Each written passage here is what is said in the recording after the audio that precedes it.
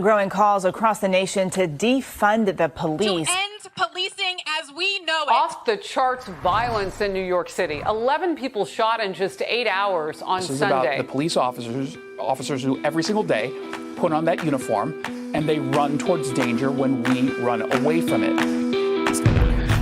Guns up! Giddy up. And make no mistake about it, Tansy will not be putting me in my place today. He didn't put me in my place last Friday or whatever that was. He did. No, he didn't.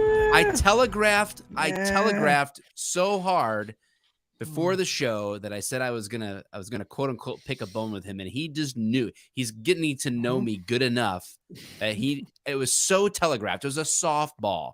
So he took advantage of that. He didn't put me in my place. Now, if he would have not known that was coming, and then that happened, then he would have put me in my place, which can happen one day. But that wasn't it. That wasn't it. We'll have to agree to disagree on this one. Keep my name out your mouth. Oh God! A virtual smack across your face, man. Don't crack any jokes at my expense. In other news, we are now brought to you by whatever gel will cure alopecia. I don't know. Did you see that? Was it Pfizer was the big sponsor of the award and of the Oscars, and that also Pfizer is coming out with a new alopecia. There's a new alopecia prescription thing coming out by Pfizer. And could it have? I've heard two different. I've heard two different theories, two different conspiracy theories. Theory number one is that the Pfizer conspiracy that this was a publicity stunt to draw so much attention to alopecia that their drug makes more money. That's the theory number one. Theory number two is that the Will Smiths and Jada Pinkett Smiths influence from Scientology. Supposedly there's a teaching in Scientology that if someone disrespects your family, you have to smack them in the face. It's like, it's a must for Scientologists. Oh, shoot. Which I feel like we would have seen Tom Cruise or John Travolta smacking many more people in public if that was the case. Yeah, isn't Tom Cruise like super small in real life? Yeah. Did you see the deep fake? Did you see the deep fake Tom Cruise stuff? Speaking of, no. We've got, if we can put this on the show, this will, dude, I'm out of words. Okay. Hold on a second. We should do like a whole night shift on deep fake stuff. Dude, look at this deep fake Tom Cruise thing. I'm sending it to you right now, Elijah. It's on YouTube. So send it to me. Send it to me in a text. I sent it to you on a text. There's crazy. this footage of Zelensky meeting Tom Cruise. Oh, that doesn't even look good. Dude, look at They just left the fucking studio. Well, they were trying. We got kicked off of YouTube's or Mike's just gone. I don't know. If you can see us still on YouTube, let me know. Did the conspiracy theory get us booted off of YouTube? What happened? Tom Cruise just kicked me out of my own podcast, dude. Chrome just stopped. Dude, it just literally our clicked on computer the just link. said, nope, we're not investigating the deep fakes of Tom Cruise. Did you Hold on a see sec. the thing right now with the Joe Biden and the fake carpeted background buildings that had like wrinkles in them? No. So This deep fake there was like a Polish parade where it's this just came out yesterday where Biden was at like a Polish parade, and the building he's standing next to, like the guy pauses it and he's like, wait a minute, why are there ripples? Why are there ripples like a sheet in the windows? And then you start seeing all over the building. It just looks like it's just one big, like it's not a real building. It's just interesting. It's really cool. So you want to see this? Yeah, let's show the fake Tom Cruise, man. How deep of a fake this is. This is pretty good. Oh, they don't have. Oh, jeez. It's a little embarrassing, reminds me. It's so fake, dude. Really? Look at him. If you saw that guy on the street, you would think it's Tom Cruise. But it's computer done. Dude. Oh my God. It's so obvious how fake it is. I think it looks great. All right, that's good enough. You see it. Wow. Fast forward to this golf thing. Hold on. He's closer to the screen. Oh, yeah. Go back. as much as the momentum. Right there. Sports. Hold on, that's impressive. Yeah. You guys cool if I play some Thank sports? you. Yeah, that was impressive. So what Yeah. was the point of him coming out with that? Is that him to show you like that Like how they all can things can be send people deepfakes? in these. Well, deep, those they are- got these. That computer is done. I don't know. I saw some other thing of him meeting Zelensky. Those are great. And Tom is really tiny. So that means Zelensky is like literally midget when you see these guys meeting. Because how tall is Tom Cruise? I will. Not very tall. I'm gonna forward this video to you. I think he's like 5'8". 5'7". Wow, he is short. Yeah. How? That's I just sent you Oh. this video of supposedly Tom Cruise meeting Zelensky. Zelensky's 5'7" as well. So they're supposed to be the same size. Now look at this video. Did Tom Cruise really meet him or not? You We're gonna never find saw out, that. guys. You got to be blown away. We're I dude, can't- we're They can't hear that. They can't hear that. oh, let's try this. Look like a complete. Yeah, you Yeah, were just I can't dancing with nothing. Oh, Dang God, it. I'm embarrassed for you. I'm not embarrassed. I don't care, and I'm gonna fake. Boy, is your wolf howl too face tonight. red. That's because of the stupid lighting in here that we have a vote going on right now Hey. on our Instagram It's not in the right codec. and in so our Discord. You're gonna hear it. L but- Wall says 5'7" is not that short, and 3 inches isn't that small either, is it? There, Mr. Wall. Okay. Yeah, we're trying to get this queued up here. And if you guys aren't watching live, first of all, I get we're already, I don't know how many minutes into the show. Welcome to Failure to Stop. We're the #1 show where law enforcement meets culture. We have 4 episodes a week right now. You're listening to Night Shift, baby, where we just talk about cool shit that cops would talk about on shift and kill time on night shift, man, before you go home and crawl into bed at 7:30 or 8 in the morning or whatever you do, or kill time till you got to go to court, all this other bull crap that they put cops through. This is that's what it's all about. Tonight we're going to be talking all about crazy curses. I guess some of it border on the occult. You did the research on Oh this, yeah. huh? Oh yeah, yeah. Don't We're even know. talking everything from Robert the Doll down to the Dybbuk box, the most cursed items. I went through and picked out the 7 most cursed items, and we're gonna dive into each one, briefly talk about them, and leave it up for you guys to discuss all night while you're sitting in your cop car. Listen, I've been like on edge all day because I've been listening to all this occultic stuff and studying it. And then when I sat down in here, I'm in this building all by myself. I've been reading about curses and crazy shit all day. And then all of a sudden Elijah started talking into the headphones and I like shot up out of the chair. It was pretty funny. Yeah, it was like Oh, a God. genuine. He was genuinely Scared the out. shit out of me. How tall? We broadcast We live. guys. We guys broadcast Fridays at 11 a.m. Eastern and Tuesday nights at 8 o'clock, where we're at right now. Anyway, we do live. Soon we're going to on be YouTube. going live on Mondays and no Thursdays live as well. No, You guys might go live on Thursdays. I don't think Mondays you're not is going going to to go be. live. Okay. I don't think it's going to be realistic to pull that off. But we got tons of content for you guys. We've got a Discord server. We'll drop the link in the chat. But sometimes you'll hear us referencing people in the chat. We have some recurring people who are almost characters on the show because they're in the chat so often, and you'll hear us referencing them because hey, we appreciate everybody showing up live. Sarah Kelch says that y'all want to talk about short. Is she midget status? I don't Oh know. yeah. I mean, I've never met her, so I don't Yeah. know if she's like, is she 4'8"? Yeah, she's super tiny. I and dated a girl briefly in college who was 4. I think that's what maybe she was 4'8". It was 4'6" or 4'8". She was normal proportion, but she's just super tiny. I think I made the joke last week. If I that dated, I mean, I anybody- went to Chili's with her one time. Oh, dude. The first time I had sex with my wife was after going to Chili's. I think you told that story. All right. We went to Chili's and went and saw Passion of the Christ. And then, no, I'm just kidding. We went to Chili's. All that flogging. Just- Oh, stop. Oh, that was a bad. Oh, gosh, you went there. Wow. No, but I made the joke that Sarah Kelch, I was like, Sarah, if anybody reaches out to you on the internet and tries to hit on you, there's a good chance they're pedophiles because you look like you're 15. Because you look like a child. You How like old anybody, is Sarah? Anybody that falls in love with Sarah's been Sarah, around like, so long, like Yeah. Mike the Cop and Failure to Stop. Like, I She's know she was in 4'10"? I think she was in high school when I first ever like got a message from her, or responded to a message from her.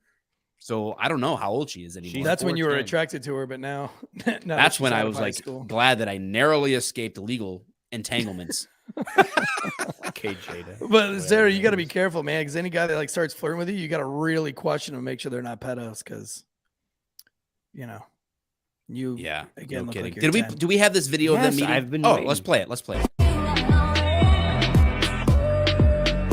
Do they both look 5'7" to you?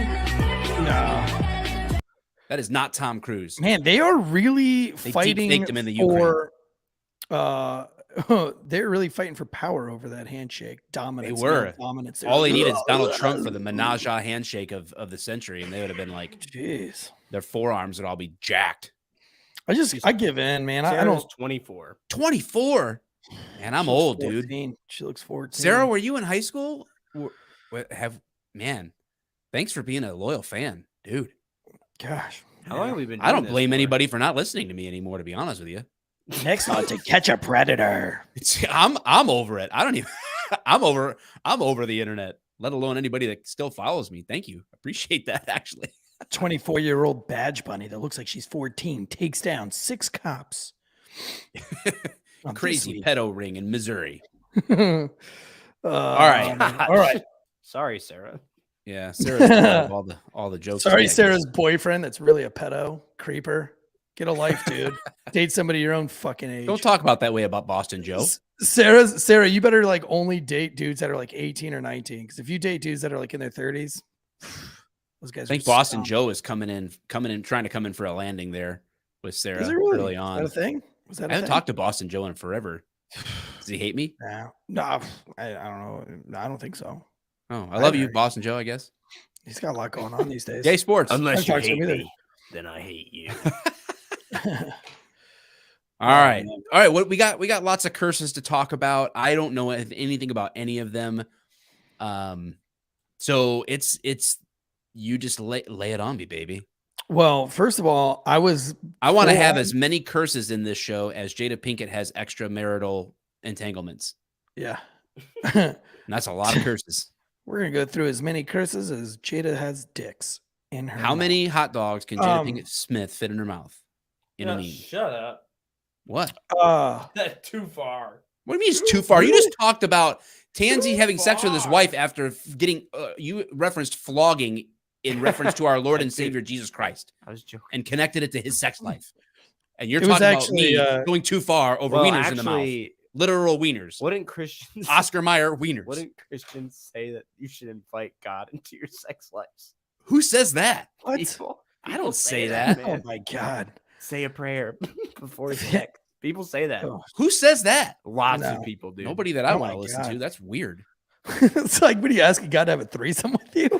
Pretty much, dude. It's freaking Lord, weird. join me as a. That's a whole other topic. Don't get me ranting on is this stupid femininity in churches where they sing all these gay worship songs like I'm supposed to hold Okay, hands with all Jesus right. and junior high Lord. dance. Lord, please join me as I plow my wife like a black man tonight.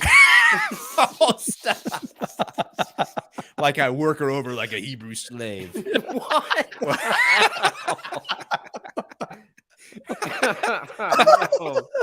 I regret this whole conversation. How have we been? We're a quarter of an hour into this and we haven't talked a thing about curses. We are cursed now. I'm not even gonna be able to get a boner when I get home. Thanks to you. I'm gonna be smoten or smoted or smited, whatever. You don't need boners right now, Bood. God. Your daughter will have like dents in her forehead. She's about due any time. Yeah, my wife could be. I keep checking my phone. Your daughter's gonna come out blind because you poked her in the eye. What the hell? Oh, well, anyway, God, hope she's not listening to this. This is why I don't let my mom listen to podcasts. when I'm on. She never know what I'm gonna say. My mom right now show's like, good she's, when like, I'm super- crying. My mom's from like laughing. super religious and she doesn't swear. And even when I was a kid, when I would get in trouble, she would always like, Eric, you think that makes Jesus very happy? You go to your room right now. That is, oh my gosh, oh my goodness. And sometimes like I would be like, Mom, I'm so sorry. She's like, you don't be sorry to me. You be sorry to Jesus. I can just see her right now. You think that's funny making jokes about Jesus having sex with you and your wife and other men in your bedrooms? That's disgusting. Oh my gosh. All right. So tonight, this is good though, because I have been studying occultic stuff all day today. I've had chills all day today. I was going to do this show in the dark with just the lights to like Maybe you got set the Omicron. mood, and I got too scared. So And I got too scared.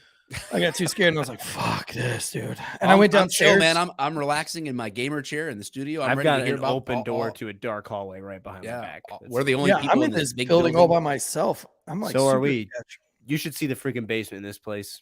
Yeah, there's like an old medical machine of some kind down there, dude. It's at a horror game show or something. Dude, like that. a horror game show? Dude, Yeah, well, like where I, people would have to go through and like walk through all the scenes. It is pretty creepy. Kind of like Fear Factor. Lazaro Lopez is in the chats right now, and he told me like a super scary story about somebody living in an attic, which we're gonna break one of those down on night shift. But yes, I Lazaro hate Lopez, that. we're gonna get spooky tonight. Yeah, there's a story on that true crime podcast, Sword and Scale, about a dude that was staying in I couldn't someone's watch. attic. I couldn't listen to Sword and Scale. Dude. They played back like a thing of somebody getting their head splooged or something. They said What by is- a how do you hammer. get Like your head evidence on splooged? the face splooged. Ugh. No, I've got evidence. Don't say ew. You're the one that brought it up before. No, Lord, but join he- me in this bedroom tonight as I splooge. no, they played the sound effect of a hammer going. That's into an somebody's anointing, head. all right. An anointing. The Yeah. passion of the Christ. The passion passion of the tansy. splooge. God bless America. When And this is pomegranates how- break open. Splooge. I think that's how you spell it, Amber. This is how curses happen right here. It's conversations like this. It's making fun of serious things. And that Sarah, gets you don't in ask trouble. questions you don't want answers to. I'm Trust not. me. You ready to dive into these stories? Yes, finally. Let's do it. Let's do it. go. I'll try not to be too distracting. Let's go. So the first one we're going to talk about tonight, really good and spooky. I don't know if you've heard of it or not, Mike, but it's called Story of Robert the Doll. Have you heard this story? I've never heard of it. I've All heard of right, Annabelle. so- I have not heard of Robert. Well, Annabelle, I think. Okay, we'll talk briefly about Annabelle, but after Robert the Doll. Robert the Doll is OG. It came before Annabelle. I think the Okay. Annabelle thing, which is spooky and it's got its own thing going on. Robert the Doll is way more cursed than this fucking thing. So if you would go and put the picture of Robert the Doll up there on the YouTubes. Is that a There it Navy is. outfit? Yeah, it's a Navy outfit. Boy, it's a weird looking guy. And you see those What's- letters behind Is that a him. Go doll back to- holding a doll? It is. But go back. So do you see those letters right there? There are Yeah. thousands of letters that people have written over the years apologizing to this thing because he's now in a museum and he's encased in a museum and people Where? have made fun of him. And I'll get into it. This one, What he's, museum is he at? Robert the Doll is in a museum in the Key West, Florida. And the name of my. that museum is Voodoo Mama Martello, the Martello East Martello Museum. And you can go see him encased there. But you have to sign a waiver before you go see him. And you can't take pictures of Not him. just for shock value, huh? It's really not. And the people that have taken pictures of him, they have come back and left hundreds and hundreds of letters asking for forgiveness. But the story of Robert the Doll was in the early 1900s, and a little boy named Eugene Robert Otto was given a one of a kind. This is only a one-off. It was a handmade doll by a servant that worked for his parents at his home down in Florida. Sorry, I had to drink some water there real quick. Eugene, who everyone called Gene, named the doll Robert because that was his middle name. And he and the doll became friends. Now, How old is Eugene this was- guy? Eugene was 10 years old at the time. Okay. All right. Fair All right. enough. And so and again, this is in like the very early 1900s, like 1901, 1902. The house that the house was built for the family in 1898. And it was on 534 Eaton Street. And so Eugene lived there and he was given this doll and they became friends and they're actually, he stayed friends with this fucking doll until the 70s, until he died. But what happened Staying was friends with dolls is a Yeah. strange phenomenon. so at 10 years old, this kid had this doll, and the whole thing started to get weird when he woke up in the middle of the night screaming and crying for his parents. So his parents run up the stairs and they find everything in Eugene's room flipped over, disorganized, broken, and this doll sitting straight up at the foot of his bed. And Robert, the only words that he said when his parents came in, and the only words that he could say was trembling in fear. His parents documented, like physically fear. And I don't know, Mike, if your kids did it, but my kids have woken up tremoring in fear, like where they're just physically shaking. You have to hold them, get them back to sleep. How much of an aside story do you want? Good Lord. You know what? I'll tell you something. I don't know what story you're going to tell. I want to tell the story of your brother. We had to take.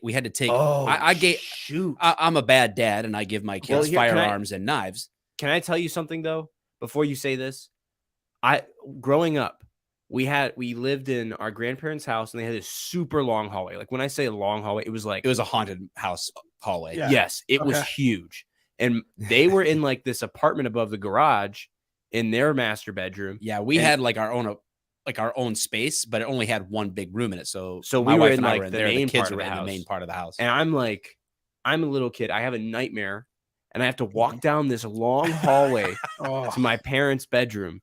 And I get in there, and my dad goes, "Go back to bed." And I'm like, I was like, what? I'm like, "What?" I had a nightmare. He's like, "Well, you're fine. Go to sleep." if you have kids and you've probably experienced this, but they will physically tremor. And that's what Robert's parents said when they later on spoke about this, was that their son was trembling in fear. And the only words that he could get out were that Robert did it. Eugene said Robert did it, which Robert was the doll. Shortly, I feel like already knowing that Eugene keeps friends with a doll until the 70s after he's already grown means that Eugene probably did it. Sure, but and we'll talk about it. There are some really good theories out there about it. But did Robert really do it? Nobody knows for sure why or how this child's play thing could actually wreak havoc on a child's bedroom. It's just a toy. It's just a toy. But the story gets creepier. So Robert, as he gets older, Eugene, as he gets older, the parents start to hear conversations going on up in the room. But the conversations at first, they were like, "Oh, it's cute. Eugene's just talking to his doll, Robert." But then the voices were overlapping with each other to the point where the mother was so scared to go upstairs to see what was going to be going on in the bedroom because she thought there just had to be two people up there. She goes up there, she opens the door, and it's literally just Eugene and the doll sitting on the floor. And when Robert speaks, she said, "Hey, use Eugene that voice again." Eugene, not Robert the doll, but Eugene talks to his mom. And she's like, "Wait a minute. Hey, who else is in here?" And he was like, "There's nobody else in here." And, at this time, Eugene's still like 11 years old. She knows there's nobody else in the house. She goes and checks the closets and under the bed anyway, because she was like, there has to be somebody here. You can't have an argument like that and use two different voices and even overlap each other. So she starts questioning Robert about this and like, "Hey, do the voice, do it." And he's like, "I don't know what you're talking about." And she was like, "How did you do that?" And he's like, "I don't know what you're talking about. Robert's been talking to me. Robert and I were just having a conversation." And so she waits till the dad gets home. Over the course that like the dad is like waiting to hear this. And one day the dad even hears it. He like loses it. They're like really scared about this whole thing. So anyway, they try to get rid of the doll. They never actually physically try to get rid of the doll. They try to put the doll in a box and put it in an attic. That doesn't really work out well because Eugene really wants his doll, and bad things are happening around the house, falling downstairs, things being misplaced, a lot of misfortunate events. So they finally decide, shit, let's just give him the fucking doll back and maybe this stuff will go away. So the parents die. Robert grows up. He gets married, but not before he moves Robert grows out up of or the house. Eugene grows up? I'm sorry, Eugene grows up. Eugene grows up, leaves the doll locked in the attic at his parents' house because his parents finally took the doll away for good, locked it in this fucking lockbox, and stuck it upstairs. That was supposedly be the end of it, except kids throughout the neighborhood would always tell stories about how there was always a creepy doll in the window, but whenever the adults would go by, they would never see this doll in the window, which is also kind of creepy. Well, Eugene gets married. His parents die. Eugene moves back into the house that his parents were and never mentions the doll to his wife, Anne. But Anne like senses something weird. And she's like, "Man, I hear giggling all the time while you're gone at work. It's up in the attic. I hear footsteps up in the attic. I'm really creeped out. This place is really giving me the creeps. So he goes upstairs, and Robert the doll is sitting in a rocking chair, not in the lockbox. So he's like, that's weird. That thing's been in a lockbox forever. He takes this fucking thing and he locks it back in the lockbox. Well, then she hears footsteps upstairs. The neighbor's kids call and say there's a doll in the window. So she calls him to come home from work. He comes home from work, and the fucking doll is out of this case again. So Eugene Otto dies in 1974. A new owner moves into the house on Eaton Street. Their 10-year-old daughter was playing around up in the attic, going through some of the old shit that was left up there, and she finds the doll. And the same thing starts with her. Like, what year would this have been? Do you know? 1974. Okay. So she begins talking with this stupid fucking doll. And the parents start doing some research to try to figure out what's going on with this doll. Because as they start telling neighbors, they're like, yeah, that doll's been fucking with that kid. That kid's been super weird that lived here before. He used to have conversations with the doll. He got married. You know, she gets to hear the whole story. So they started really digging into this doll, who the servant was. Come to find out that the servant was probably Haitian, coming up to Key West, but of Haitian descent. And she feels like maybe that the servant was treated badly by Eugene's dad, I guess. And she put a voodoo black magic curse on the doll. Well, anyway, that family decides, fuck this doll, and they get rid of it, and they send it to the East Martello Museum, where it is still there today. But there's more to this doll. Do people take pictures and then they have bad luck, and so they send the apology letter? Yeah. Yep. And there's some other things that are like Robert, strangely enough, was also on Epstein's flight log, I heard. Yeah, probably. But that one really isn't the real curse. That one isn't. That one's just like unsettling. I think the most unsettling one about this curse is the voices and the way that he was throwing the voices back and forth with this doll, and the fact that the next people that moved in, their 10-year-old daughter found the doll. It's pretty creepy. But I don't know. What do you think, Mike? What do you think about that doll? I don't know, man. Eugene is probably schizophrenic, and I have no idea. Right? I don't know, man. It sounds creepy. People calling and saying they saw the doll in the window, but did Eugene set the doll up in the window? You know, I don't know. Our minds. I believe there are evil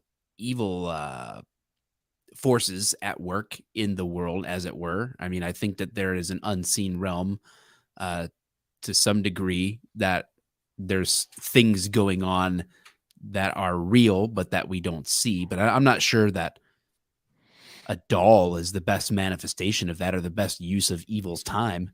Well, when I was studying this, they feel like that a human spirit will only, and look, I'm no expert on the occult here. We all know that. This is just cop conversation. So I'm sure people know way more about this shit than I do.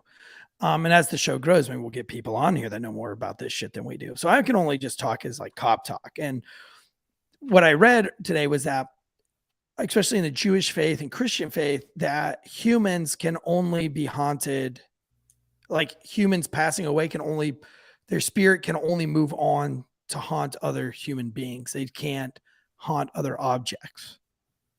So that I don't know anything about that. If a spirit is haunting a doll, then it's manifesting itself through a doll because it wasn't human to begin with. I see what you're saying. Yeah. I mean, I don't know. I'm not sure of any like biblical examples from Old or New Testament about that, but yeah, I don't either. But that's just what they say. And so they say, like, whatever this thing is, which brings us on to our next cursed doll, which is funny that the first two curses we're talking about tonight are dolls. But this one got a little bit more notoriety. They made a much more popular movie about this one, and that was called Annabelle. Yeah. It was about the Annabelle doll, which was part of a series of movies. Right. And so the crazy thing about the Annabelle doll, What was that couple's name? They were exorcists, basically. Oh, I think There was a real the couple. Warrens. The Warrens, the Warren couple. And you've heard the audio tapes of like the real exorcisms that they've done or alleged stuff. Yeah. Yeah. Creepy. Yeah. Yeah, definitely So creepy. When you hear that stuff, it's like, whoa, that's definitely yikes, crazy. They started to own this thing in 1970. So around the same time frame as the second owner. 70s was a good year for demons and dolls. Right. Except we could decade. say that the first one was like, yeah, I mean, he died at 70 something years old. So Yeah. he'd been fucking around with that doll, being possessed by that doll like by 1910. But the second owner was possessed by that bitch. Yeah, it was. That's when he was 10 years crazy. old. So so this one Wait, that's Annabelle? No. It looks like Raggedy Ann and Andy, dude. Yeah, doesn't it? That's picture? Not Annabelle. That's not Annabelle. Yes, it is. Yes, it is. No. That's the Annabelle doll. That's Raggedy Ann, dude. I know, dude. It's not that creepy. It's not nearly as creepy as the movie Annabelle. No. But this one is a little bit more dangerous than Voices. So the Annabelle doll was given to this girl. What is her name? So this one starts with Ed and Lorraine own it now, or did own it. Ed's dead, but it was given to this female nurse by her mom when she was 28 years old, and her name was Donna. And some people say her name was Deidre, depending on the source. But for the case of this story, I'm just going to go with Donna because all the podcasts I listened to today called her Donna. But I've also saw that sources call her Deidre. But anyway, her mother gave this fucking doll to her for her 28th birthday. And she was thrilled with the gift. She loved it. She brought it back to her apartment that she shared with another young nurse named Angie. And so at first the doll was like adorable. It's just like a little accessory. They kept it on the couch. No big deal. It was in the living room. But then they began to notice that Annabelle seemed to move about the room of her own accord. And they would come home from work and Annabelle would be in a different place in the room. How come you never see these things move? Like people talk about this stuff like moving, right? Like I came back in the room and something was in a different place. My dad swears that my mom haunts him by moving Coke bottles in the house. I don't know what, like inside a case or something. Well, the Coke bottle was over here last month. He says, well, she must not be happy with where I'm living because the Coke bottle is moving. Yeah, I'm like, what? Dad, that's not, I don't think that's a thing. But how come nobody has, video of Annabelle moving from one part of the couch to any other part of the couch, or anybody that says like, oh, this stuff moves from one place to the other? Well, why don't they just like get up and move? Like if they really want to scare you, get up and move in front of me. And I'm going to believe you're cursed. So that'll scare this me. one. Maybe they don't want you to be scared. So legit, if a Raggedy Ann doll got up on the couch and started moving, man, I'd freak out. I'd shoot it.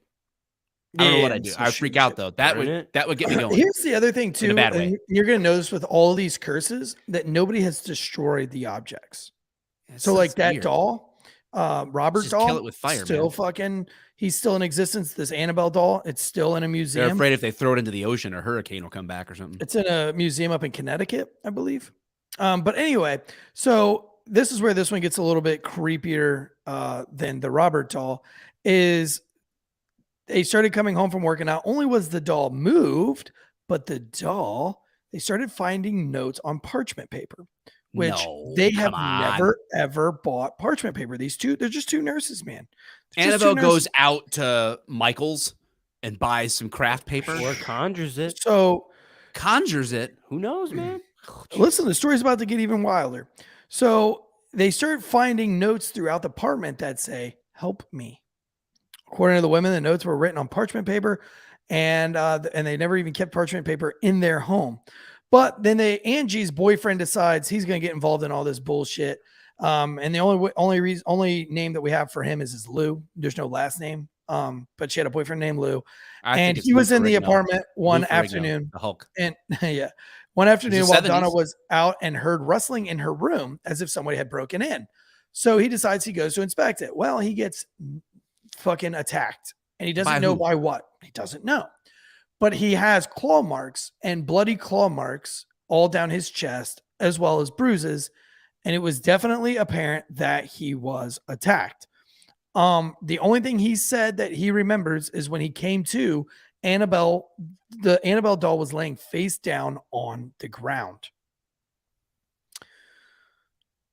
So interesting there. Suddenly he felt he had the searing pain in his chest. He looked down, he found bloody claw marks running across it. But 2 days later, the claw marks had vanished without a trace. Following the traumatic experience, the woman invited a medium over to help solve their seemingly paranormal problem. The medium held a seance and told the women that the doll was inhabited by a spirit of a deceased 7-year-old named Annabelle Higgins, whose body had been found years earlier on the site where their apartment building had been built. The medium claimed that the spirit was benevolent and simply wanted to be loved and cared for. The 2 young nurses reportedly felt bad for the spirit and consented to allow her to take up residence in the apartment. So that's when I started doing some research, and now, that's when Annabelle, I you found can't claw the people anymore. Right, but You that's can when I stay found here that, and you can conjure your parchment paper, but there's no clawing. Do you where understand? they went wrong with this, Mike, is that they didn't know that this medium was full of shit, because anybody that knows anything about the occults Which is not that me. humans, such as little Annabelle, could not inhabit a That's teddy right, you said bear. that. Can't inhabit a teddy bear. Only another spirit can. And a lot of times, according to some of the occult experts, they say that these spirits only want negative attention. They don't want good attention. They want the negative attention. They want the fear, and they want to consume you and manifest the fear inside of you, because they're only so limited as a spirit what they can do with their abilities in this world. And so, but one thing that they can do is manifest themselves inside of somebody through fear. So they try to they keep this thing around, and it's not getting any better. Shit's still fucking getting crazy. So eventually they try to get rid of the home of the Annabelle spirit. Donna and Angeline called on an Episcopal priest known as Father Hegan, and he contacted a superior father named Father Cook, who alerted above my Ed and pay grade. Lorraine Warren. And as far as Ed and Lorraine were, they were, they were occult priests Specialists, or whatever, yeah. specialists or whatever, that I had the don't know. museum. And so they took up this benevolent soul. But then they said spirits Malevolent? do not possess inanimate objects like houses or toys. They possess people. An inhumane spirit can attach itself to a place or object, and this is what occurred in the Annabelle case. The spirit manipulated the doll and created the illusion of it being alive in order to get recognition. Truly, the spirit was not looking to stay attached to the doll. It was looking to possess a host. And if you dived into that, what she's saying is, the only way that it can possess a host is if it manifests itself like in through fear, right? Like it's inside of you as being afraid. So immediately Warrens noted that what they believe were signs of demonic possessions, including teleportation, materialization. The Warrens subsequently ordered an exorcism of the apartment to be performed by Father Cook. Then they took Annabelle out of the apartment and put it in her final resting place, which is an occultic museum that has since closed. It closed in 2019 after the guy that owns it died. Following Annabelle's removal from Donna and Angie's apartment, the Warrens documented several other paranormal experiences involving the doll. The first just minute after they took possession of her. One of the stories was, a lot of these stories have to do with car wrecks and highways, but one guy came in and taunted the Annabelle doll and said, you're just a creepy Raggedy Ann doll. You can't hurt anyone. And as soon as he left, he hit a tree and died. And his last words were he could see that the Annabelle doll was in his backseat, and that's what distracted him to hitting whatever the tree is. Another person came in, made fun of the doll. He was on a motorcycle. He crashed the motorcycle. He died, but his passenger was his girlfriend. And his girlfriend said that when they crashed, after they crashed, she could hear Annabelle's giggle in her helmet. See, the thing is if Annabelle had this kind of ability, I don't know, to appear in someone's back seat and that kind of stuff, like why doesn't it get worse? You know what I'm saying? Why isn't it wider spread if they have that kind of power to do that and create evil? I don't know, but so the Warrens, I'm not ended up intimidated. making a specially made glass and wooden clays constructed to, they put the Lord's Prayer and St. Michael's Prayer on the wooden box. And they have a priest come in that periodically says a binding prayer over it to just, keep the sinister spirit calmed. But since being locked up, Annabelle the doll hasn't moved again, though it's alleged that her spirit has found ways to reach out to the earthly plane. Once a priest who was visiting the Warrens Museum picked up Annabelle and discounted her demonic abilities. Ed warned the priest about mocking Annabelle's demonic power, but the young priest laughed him off. On his way home, the priest was involved in a near-fatal crash that totaled his new car. He claimed to have seen Annabelle in his rearview mirror just before the accident. So, lots of those kind of stories. With that, we've already talked about the motorcyclist that died. So anyway, the dumb thing about the Annabelle doll, Annabelle would be a terrible traffic cop. I'll tell you that. None of these names can be sourced.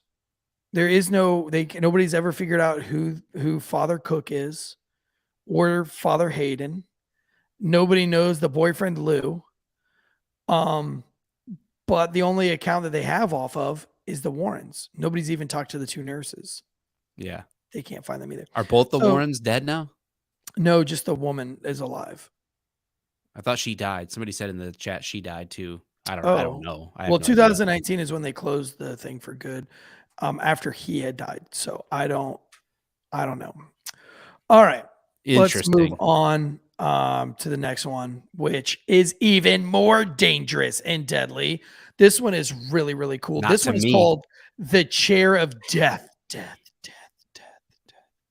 The chair looks like a regular chair outside a Cracker Barrel. Yeah, it looks like a Cracker Barrel chair for sure. That is someone's waiting with a party of six right in that bad boy, playing some checkers. Playing with that little I'm an ignoramus. The little the T game on the triangle.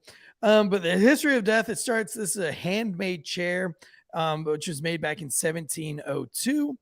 And it was a man named Thomas Busby's favorite chair. This is his favorite chair. It was at an inn that he owned that also had a bar attached to it. It was a bar and inn, and he would often sit in it. Now, they lived in the middle of nowhere, buttfuck nowhere, England. And he and his father-in-law, Daniel Autry, they used to drink a lot of fucking alcohol, and they would counterfeit coinage. Okay. And that was kind of their thing. They would get hammered and make fake money. Yes. And they were both had criminal records of like stealing. They were known as the town cheats. People didn't like them. They were gamblers. They were cheats and whatever. Rebel rousers. So anyway, they would often get drunk. They would often get drunk, and they would fight with each other. And one day, Mr. Autry said that he was going to take his daughter Elizabeth back. I want my daughter back. She's no longer your wife. And he was like, the fuck she ain't, bitch. Well, he leaves without his daughter. And in a drunken rage, Thomas follows Mr. Autry home and bludgeons him to death with a hammer in the skull. Seems reasonable. Bashes his head in. So he gets sentenced to death. On his way to the gallows, but he also, not only was he sentenced to death, but he was sentenced to gibbeting, which I just learned what gibbeting is. Gibbeting is where you execute someone, but then you put them on a gibbet, which is like to showcase them to other people so that they don't make the same mistake. So oftentimes in England in the 1700s, they would hang him publicly, and then they dipped his body in tar, and then they hung him from a gibbet outside of the inn that he owned until and I guess the tar would keep his body from rotting or whatever, or maybe keep bugs off of it. Smelling as much. Yeah. But they hung him there for a series of weeks after he was hung. That's a gibbet. That thing, huh? Yeah. So yeah, there's a gibbet right there, but it didn't often mean that like they had to hang him in terrible British haircut. Looks like a monkey or a beetle or something like that. So if you've seen Pirates of the Caribbean when they're kind of rolling not in, the insects or animals. Yeah, if you've seen Pirates of the Caribbean, for those of you who are just listening, when you pull into a port, that's what when they look up and they see the skeletons hanging inside of a gibbet, that's what a gibbet is. So anyway, they hung Mr. Busby, and then they placed him in a gibbet and put him right outside of his inn. But before he went to the gallows, he was kind of like the one last meal type thing. Mm-hmm. There's two theories here. There's two sides of the story. One says that they asked, do you have any last wishes before you're to be executed? And he said, I want to sit in my chair one more time and have a beer, a pint of ale before I'm hung. The other one said that he was sitting in the chair when he was arrested after bludgeoning Mr. Autry. And also he says that he bludgeoned Autry because Autry refused to get out of his chair and that it was his chair at the bar. And this guy Autry kept sitting in his fucking chair. That's what started the whole argument. It was over a chair. Right. But then he was like, they were fighting over the chair. And then he was like, I'm taking my daughter back. And then he got up and the daughter was like, I'm not going with you, Dad. And then Dad left. And then fucking Busby tracks him down and bashes his skull in. So anyway, he's in this chair and he says, curse be any man that ever sits in this chair, in my chair. Well, curse be every man that sits in this chair. Dude, that's how every account that I've looked like he was at, a pirate. Every story, Wikipedia, everything that you look up about this chair of death, the numbers go anywhere between 60 and 70 people. But nobody has ever sat in the chair and did not die within like a very close time frame. Matter of fact, that this chair was so dangerous that they said in order to keep it in the museum, they have to fucking hang it from ropes so that nobody will ever fucking sit in it. But the first man to sit in the chair, this is the first one, was after his death, after this Busby's death, this bricklayer comes over, sits in the fucking chair for a pint. They were like, oh, that was Busby's chair. And he's like, well, it's fair game. Oh, come and get me, Busby. You think you can kill me, eh? Think you can kill this bricklayer? Please stop. The bricklayer. Come get me in my pint. Kill me. He sits in the chair and he has a pint of beer. He gets fucking he gets super fucking drunk. He goes to get out of the chair. And he leaves the building, falls out into the road, passes out in the road, and somehow he dies. They don't know. Later on, they put him in a gibbet. No, listen, he dies. No, I'm sorry, I got that confused. Okay, yeah, so he falls down the road and he dies, and nobody knows whatever happened to that guy. They're just like, fucking, they don't know if he got hit by a horse cart or whatever, but that guy dies. Then another dude goes in not too long after. He sits in the chair, gets stupid fucking drunk in the chair, leaves, and they find him the next day hanging from the gibbet.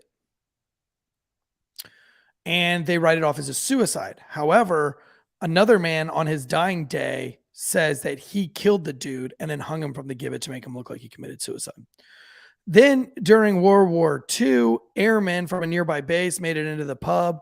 The chair has been like, it's like in a corner. They've like, everybody says like, that's a cursed chair. Don't sit in it. It's just more of like something to look at. And the airmen are like, fuck that, dude. We're going to sit in this bitch. They sit in it. Every single airman that sat in it did not come home from World War II. Come on. Yeah. None of them came back. The other ones two sound like Royal Air Force pilots sat in it. Should have had Hitler listen to this. Chair earlier on. Two of the Royal Air Force pilots that sat in it died while driving back to the base that very night. They crashed into a tree and died. And the other two that were connected with to them, alcohol consumption at the bar. well, yeah, it is. Yeah, that's part of the theory there. And the other two died in combat in World War II. Dude, Busby's just a code for beer. Yeah. So the cursed chair has apparently killed every person who's ever sat in it, no matter what. Some instances, one was a roofer that tried to sit in it. He died shortly after lunch, after the roof collapsed that he was working on. And a cleaning woman stumbled into it while mopping and was later killed by a brain tumor. Eventually, the pub owner moved it into the basement, hoping that nobody else would sit in it. However, one day, a delivery man was in the basement and he sat in it. An hour later, he crashed his Poor truck. guy. and He's like, I died. just want to rest my weary dogs. Yeah. Oh, my dog's At barking. Busby's chair. Shit, cursed. Yeah, don't sit your derriere in that chair. So yeah, anyway, an hour later he died after his truck crashed. After that death, the landlord asked that the local museum take it to ensure that nobody ever sat in it again. And they hung it 5 feet from the ground. Nobody else can ever sit in the chair. But out of all of the curses, that chair has killed the most people. And all the accounts have it between 60 and 70. Fascinating. Which is That's pretty interesting. I'd sit in the chair. I'd Be fearless. Would you sit in the chair? Give me a ladder. I'll climb up the 5 feet. I'll sit right in that chair and rock around. I'll swing it like a swing. So I asked my wife. I'll strap in like a kid in a high chair. I asked my wife. Swing back and forth. Fearless. Busby's chair is the last video I ever make. So I asked my wife, would you sit in the chair, honey? And she said, you know what? It doesn't matter if you believe in the demons or the spirits or not. They don't give a fuck what you believe in. And so if they are real, they're not going to give a shit if you don't believe in them. And you're going to be fucked. So why even fuck with it? That's why you don't fuck with the Ouija boards. You don't fuck with any of that demonic shit, because if it is real, it does not care if you believe in it or not. So you'd hate to be the one that it decides to manifest itself into. So I guess her best policy, she's the smartest person I know. Her best policy is just don't fucking touch it. Don't even bother with it. All right, we'll go on quickly to the next one. The goddess of death. This was an archaeological dig that happened in Cyrus. Is it Cyrus? Cyrus? I don't know. I haven't seen it either. It was a British colony called Cyprus. Oh, I'm sorry, Cyprus. Cyprus? The island off Greece? Yeah, I'm a retard.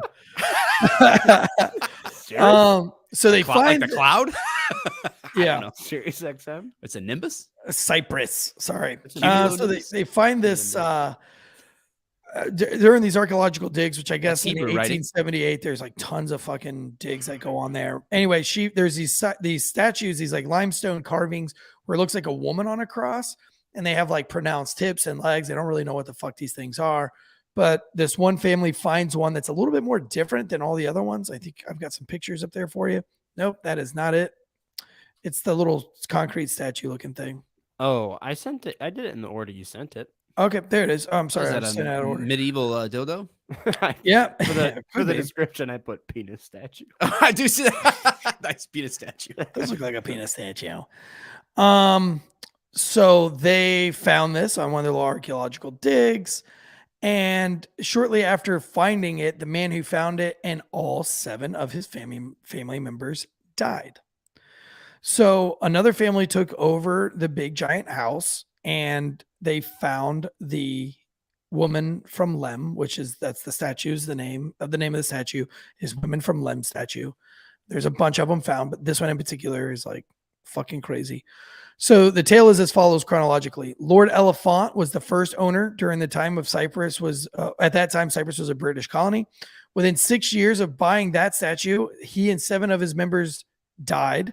Sometime afterward, Ivor Minucci obtained the statue in Europe and had a similar experience. His entire family died within 4 years. The third owner was Lord Thompson Knoll, and his whole family perished within 4 years as well. The statue eventually ended up as the property of, I guess, England. And shortly after acquiring it, doesn't have the name there. Oh, some royal Scotsman. His whole family perished within 4 years. No, his wife and his 2 daughters. So 3 of them. No, his wife, and their 2 daughters. So 4 fucking more people. That's crazy, dude. The first family had 7. The second one had 4. The third one had 4. And now the fourth family had 4. So his 2 remaining sons donated the statue to the Royal Scottish Museum in Edinburgh.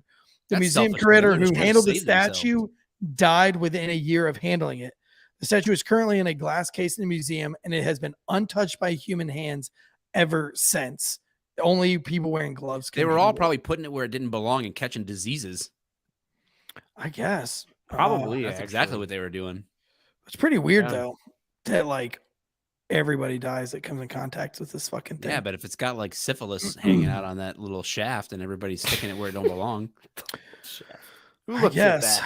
They want that in their body. Now we're going to the last final curse.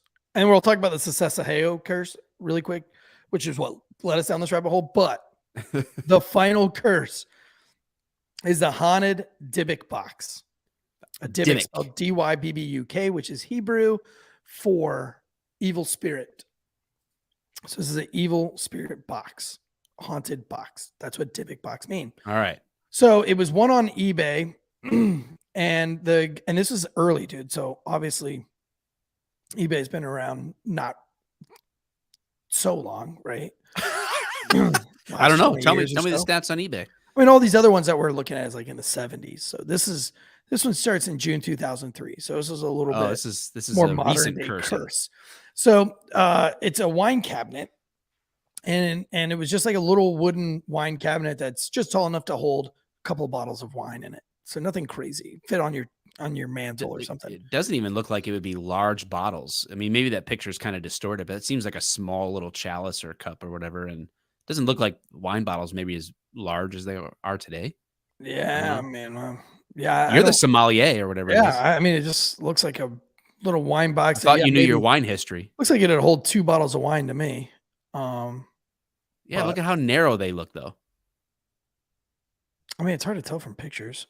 What kind of blend would have gone in here at that time? Fucking have no idea.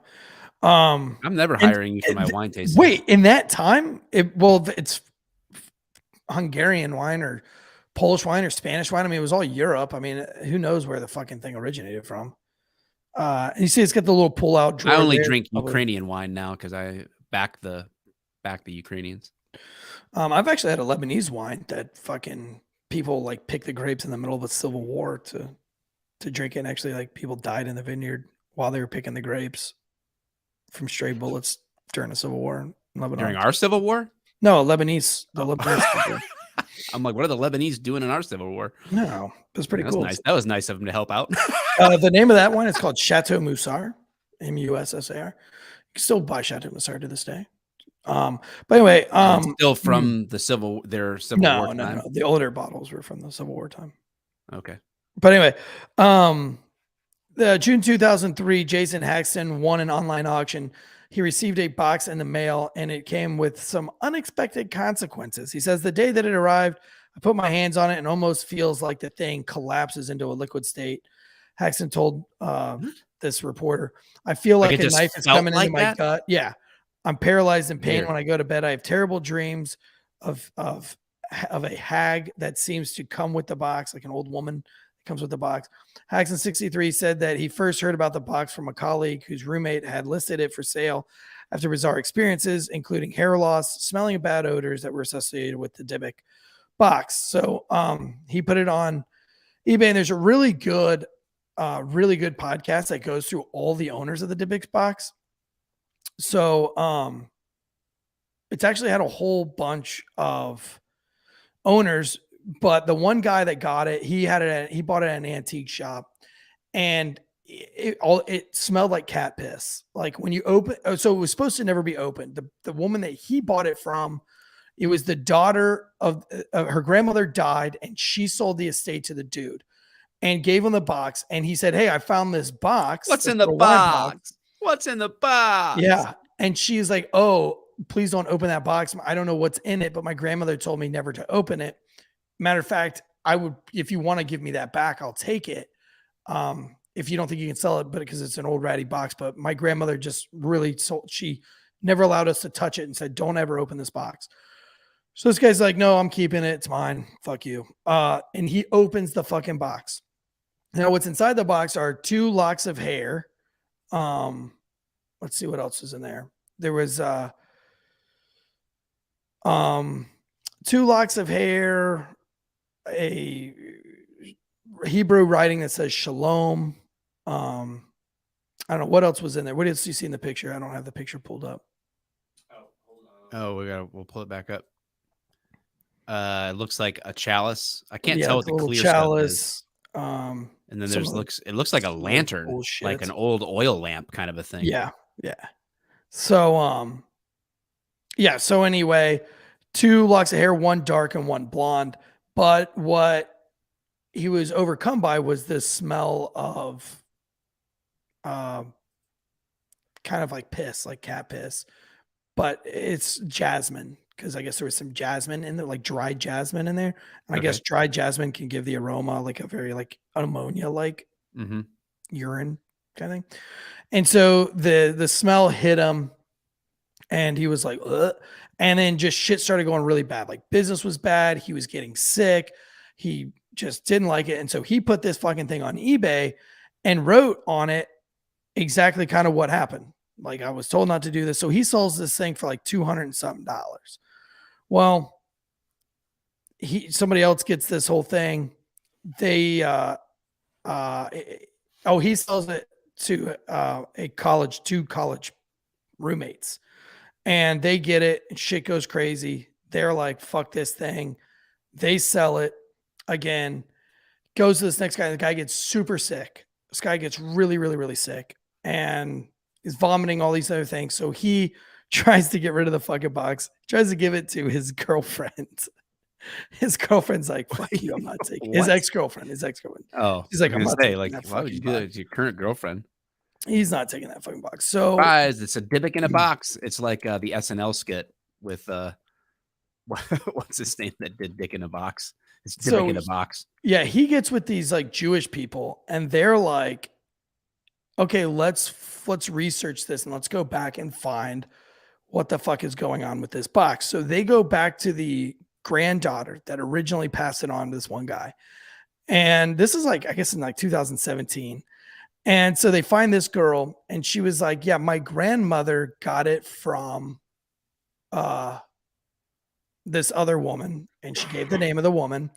And so they go to Spain to talk with this woman's family. That woman that they got the box from was a Holocaust survivor. Oh, okay. That's all they know. So this Holocaust survivor chick gives this fucking box to her grandmother. Says, don't ever open it.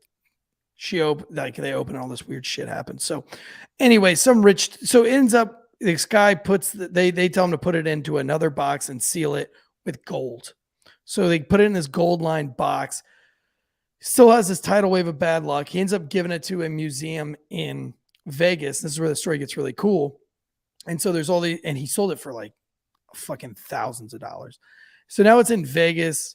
And here's what was in the box: 2 1920s pennies, a lock of blonde hair bound with a cord, a lock of black hair bound with brown hair, a small statue engraved with Hebrew word shalom, a small golden wine goblet, 1 dried rosebud, a single candle holder with octopus shaped legs. So anyway, that's what looked like a lamp, but okay, cool. Okay, so anyway, he sells it to this guy in Vegas, and the guy in Vegas brings up Post fucking Malone to come see this box. What? Yeah, this really came around, didn't it? Yeah. Oh, by the way, who's still alive, so the curse didn't. The guy that gave it up, the things that he was the bad luck was a series of horrific nightmares of an old lady, which the other guy had the same nightmares of an old lady. Old hag. Yeah. He had a stroke. He could not get the smell of cat urine out of his nostrils. Smell of jasmine flowers. Sounds like his hair was starting to fall out. Light bulbs burned out all around him all the time. And not even just burning out, but blowing out. Like lamps that were off would blow out. And then in the making of the movie about this box, that happened a whole bunch as well on the set. But anyway, he ended up coughing up blood and he had head to toe welts after waking up from these dreams. Anyway, so now it goes to this museum. Post Malone goes up there to see it. The dude takes the thing off and accidentally touches it barehanded while Post Malone was simultaneously holding onto the dude's shoulder, telling the guy, don't fucking touch the box. Well, in the months that followed, Post Malone, the plane that he left Vegas in, the landing gear went out. The tire blew on takeoff. So they didn't have a tire.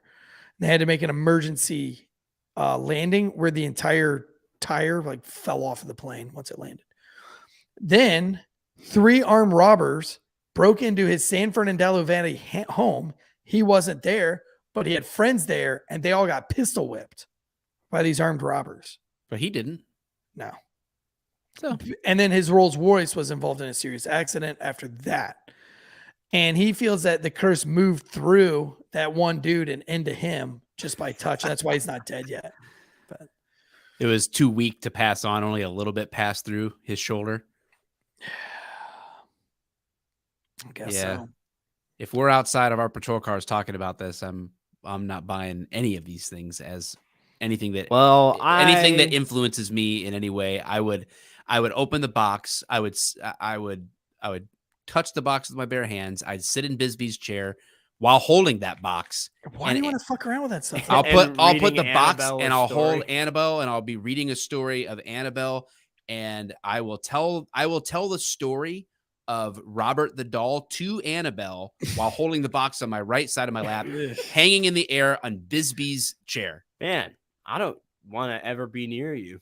I feel the same way because like the crazy thing is when I was doing this, like there's a lot of like Christian curses too. There's like biblical curses.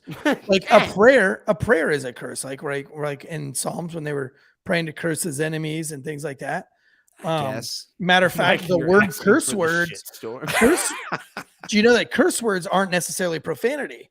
That curse words came from the medieval times when you would curse somebody by saying, "Go to hell." That was like the worst thing you could ever say to somebody.